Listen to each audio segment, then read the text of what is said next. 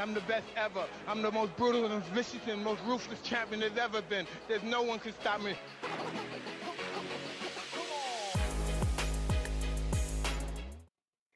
Welcome back, fight fans, to another installment of Corner to Corner Boxing. This is Louie. Today, I'll be taking you through the upcoming unified Super Bantamweight title fight between Naoya, the monster Inoue, and Stephen Coolboy Fulton. This is one of the most exciting fights of the year. They're two undefeated champions in their prime,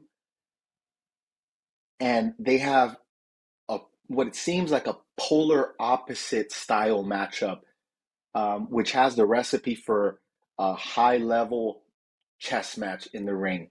This fight is happening Tuesday, July 25th in Tokyo, Japan. For those of you on the West Coast like myself, you're going to have to get up early to watch this. I highly recommend it. It'll be on ESPN Plus. I wouldn't miss this fight. Let's go through the tail of the tape. We'll start with Inoue. Inoue's a 30-year-old fighter. He's from Japan. He's listed at 5 feet 5 inches with a 67-inch reach. On any list that's worth their salt, any pound-for-pound list, he should be in the top 3. He's one of the more accomplished fighters of this generation and a true pound-for-pound talent. He has 24 victories, obviously undefeated, no losses. He boasts an 88% knockout ratio, with 21 of those 24 victories coming by way of stoppage. He's a 3-division champion. He's won titles at 108 pounds through 118 pounds. That's junior flyweight, junior bantamweight, and most recently he became undisputed at bantamweight. He holds the distinction of not only being the only undisputed bantamweight champion in the 4-belt era. It's been about 50 years since anybody has become undisputed at that division. But also, he's the only undisputed champion of this era in any weight class to stop every title holder en route to unifying the division. This guy is a true seasoned veteran. To illustrate this point, out of 24 fights, 19 of his fights have been title fights. So when I say this guy is seasoned, I mean this guy's salty. He's battle hardened. He's ready to go. He's not afraid of the big stage. Moving over to Stephen Fulton, he's 29 years old, from Philadelphia. He's listed at 5 feet 6.5 inches with a 70-inch reach advantage. Looks like he has a 3-inch reach advantage over Inoue. He's also undefeated, 21 wins, no losses, with 8 KOs. He became champion at bantamweight in early 2021. He's currently the unified bantamweight champion for the WBO and the WBC. One thing that I want to point out, and I really believe that Stephen Fulton deserves credit for this, is he's traveling to Japan to make this fight happen. And it doesn't seem like a big deal, right? Like, okay, what does the venue matter? However, in today's day and age, where everything is a negotiation, from rehydration clauses to networks, et cetera, Stephen Fulton really went out of his way to make this fight happen. They both did, right? But Stephen Fulton is the champion. And in this case, Inoue is the challenger. He's undisputed at 118, but he's coming up to 122. This is his first fight, and he's, trying to unify the division. From what it seems, generally the champion at the division is the A class, or is the A side, right? So again, in today's day and age, it's refreshing to see when fighters go out of their way to make it happen. So today we'll talk a little bit about what they each do well, some areas of opportunity for each fighter, their path to victory, and finally, I'll give you my humble prediction for this fight. So what they do well, we'll kick it off with Inoue. Inoue is one of the most efficient fighters in the game. He has incredible shot selection, very little wasted movement. His jab is one of the best in the game. He throws it consistently, he throws it early. It's a strong, stiff jab that opens up a lot of opportunities for his offense. Generally, what he likes to do is he likes to throw the jab early. Like I said, it's a strong, stiff jab, so it's going to get your attention. And after a while, you get tagged in the belly, your head starts snapping back with this stiff jab. He starts fainting. And then he likes to throw power shots behind that feint, and it opens his opponents up very nicely. One of the more notable shots that he throws coming off a jab feint is an overhand right. And this is going to be really important because Stephen Fulton has shown that he's susceptible to that punch. He showed it in his fight against Brandon Figueroa. He was getting caught a lot with that overhand right. So if Inoue can set that shot up, I think it'll be one of the difference makers in the fight. Another thing he does great is his body attack. He is probably the best in the sport at getting to the body. I mean, there's a lot of great body punchers. Canelo Alvarez comes to mind, Errol Spence Jr., but he's as good as them or better. I've never seen any fighter get to the liver as often and as efficiently as Inoue does. Moving over to Stephen Fulton, also, he has a great jab. He throws it a little different. He does, throw it consistently, but he uses it a little from different spots. He likes to change levels with it. He can throw a strong, stiff jab, or he can throw kind of a pawing jab. He uses it to keep his opponents busy, which, it works for his style. He likes to throw it up, move around. He also has a really great lead cross. With that jab, right, just like Inoue, your opponent starts looking for the jab, you throw it often enough, it starts causing problems. They start looking for that, bang, comes that lead cross. He's also very creative on the inside, coming off the clinch. He's really good at creating space on the inside. And once he creates that space, he's very good at sneaking in some really nice creative combos on the inside. Some areas of opportunity for each fighter. We'll start with Inoue. The biggest question is, will his power carry up to this weight class? At 118, he looked small. And that was a lot of the criticism that he got when he moved up to 118 is he looked really small compared to the fighters at that division. And then he went and he stopped, like I said, every title fight or every title holder en route to becoming undisputed at that weight class. So it carried up then, but this is another weight class. And as the age-old saying goes, weight classes exist for a reason. So this is his first fight at 122. We don't have a frame of reference at this class, so that's a very important question is, will his power carry up? Inoue tends to move back in a straight line. When he's backing up, he moves straight back, and for obvious reasons, this is a problem, right? Because if you don't get your head off that line, something could be coming right behind or following you, and it's an easy target. He has troubles with lead hand feints followed by crosses. You can see why this is a great opportunity for Fulton, considering he has not only a great jab, but also a great lead cross. He has trouble with lateral movement. I've noticed that when folks tend to dance around. Not that he's never lost, right? He has an 88% knockout ratio, but it does tend to trouble him. It's not enough for him to lose the fight or a round in most cases, but it is enough to confuse him and to slow him down. And I think when you're fighting a bigger fighter as slick as Stephen Fulton is, it can be a big problem if he's not able to cut off the ring.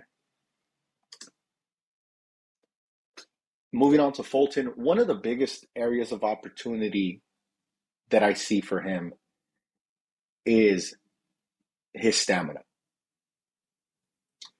In the last 3 fights, 3 fights, it seems like the weight drain has caused an issue.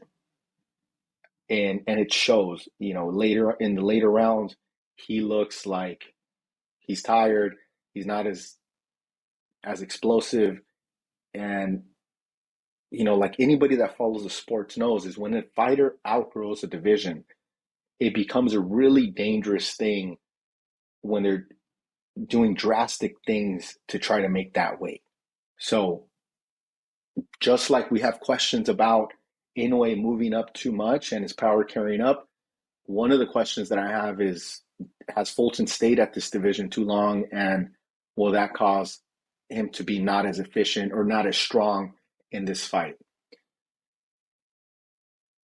Like I said, Fulton has a great jab. One of his biggest areas of opportunity, I think, is a lot of times he'll throw one jab at a time and not follow anything behind it. And this is a problem, right? Especially against a fighter with a great body attack and a great overhand right that he has trouble with, right? So he'll throw it, Fulton will throw a jab, and he kind of pauses. There's nothing behind it. There's no 1-2, there's no double jab, there's nothing coming behind it. So that leaves a stationary target for his opponent. And for obvious reasons, this can create issues, right?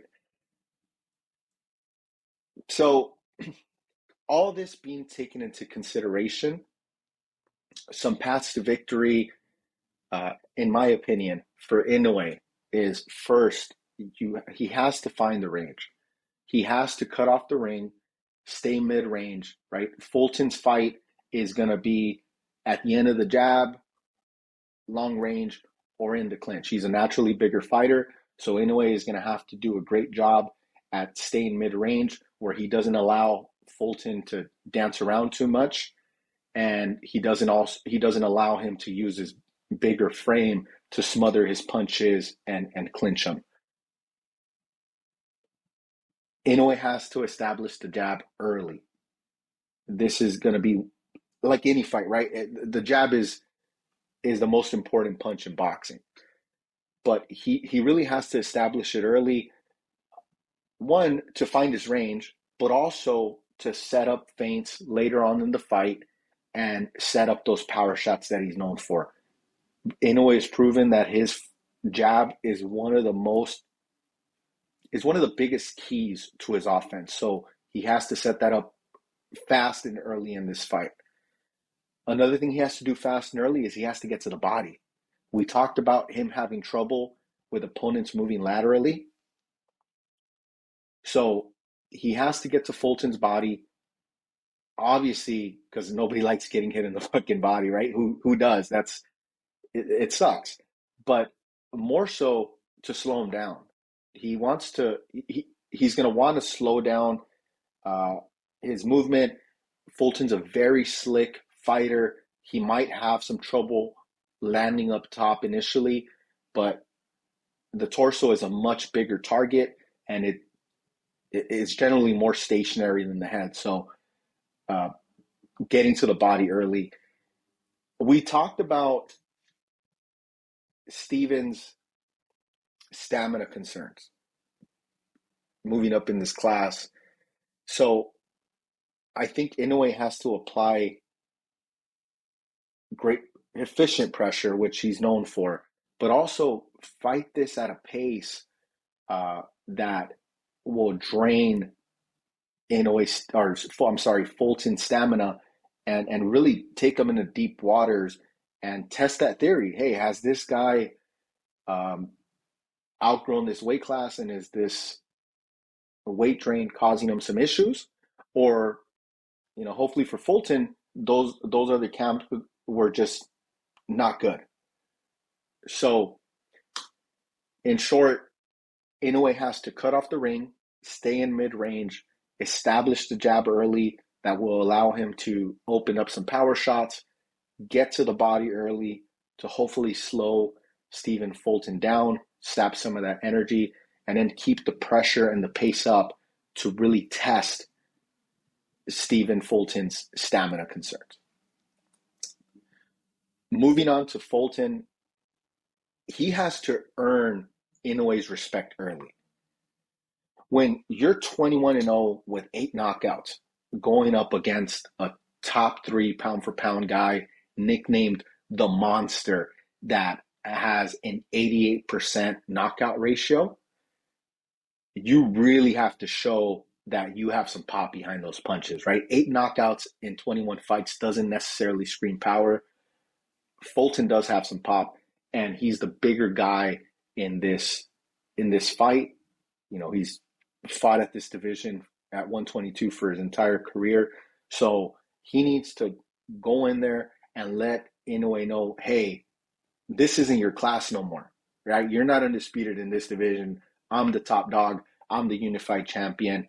And he has to let him know that early before Inoue has a chance to establish his offense and start walking through punches. One of the ways that he can do this is pump the jab, right? Keep him off balance. Hopefully try to keep Inoue on his back foot. He doesn't do too well going backwards. But more importantly than pumping the jab is making sure that there's something behind it, that he's not throwing these one-shot, pot shot type jabs and just waiting for a reaction. So maybe, the traditional 1-2, a double jab, a jab with a lead hook behind it. I think any of those will work great to keep Inoue at bay and to keep him from throwing something over the top of Fulton's jab. Obviously, Fulton's strength is his slickness, his speed. So he doesn't want to be on the ropes. He wants to keep this fight center ring. He doesn't want to allow Inoue to get him against the ropes, get him in a corner, cut off the ring. He has to stick and move in this fight. Hopefully for him, I think one of the better opportunities is to make this a quote-unquote boring fight. The other thing he needs to do is when Inoue does get in range, he needs to smother those shots, right? We talked about Inoue's path to victory is staying mid-range. Fulton either needs to stay outside or get inside and smother him. Like I said, he's the bigger guy in this fight. So when Inoue does get in mid-range, quickly smother those shots so they don't have any pop behind them. Use that great inside fighting that we talked about. Create some space and get creative, drop a 2-3 punch combo, and then get back to the center of the ring. My prediction for this fight. Look, if this was Inoue's second or third fight at this weight class, and we know that his power has carried up, then I don't want to say 100%, but I would 90 to 95% go with Inoue in this, because he's a generational talent. He's one of the best fighters of this era, arguably the all-time great at the lower divisions up to bantamweight, and he just has a full arsenal. However, this is his first fight at 122. Like we said, weight classes exist for a reason, so we don't know how that power is going to carry up. And if it doesn't, he's going to have a problem. For Fulton, one of the biggest things that concerns me is his stamina issues. Because if you're in there with a killer like Inoue and you start getting tired and you start getting lazy with your jab, or, it starts sapping your strength, that's a recipe for disaster. However, he's a very high level, slick boxer that can win this fight on the outside and on the inside by using his size and strength. So all this being taken into consideration, I am still leaning towards Inoue. I'm predicting Inoue by decision.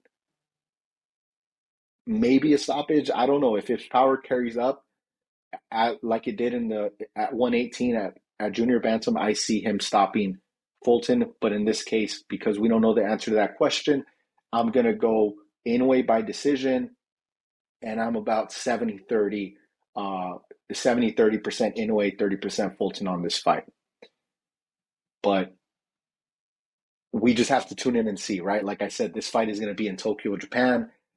I'm on the West Coast. I'm going to be up probably at 4 or 5 in the morning to watch this on ESPN. And this is one of the fights of the year. And boxing has been so great to us in 2023 that same week, we also have Spence versus Crawford that Saturday for the undisputed welterweight championship of the world. So we'll be obviously breaking that down too. But I'll see you guys next time. Thank you so much for tuning in. This has been another installment of Corner to Corner Boxing, where we cover all angles of the sweet science.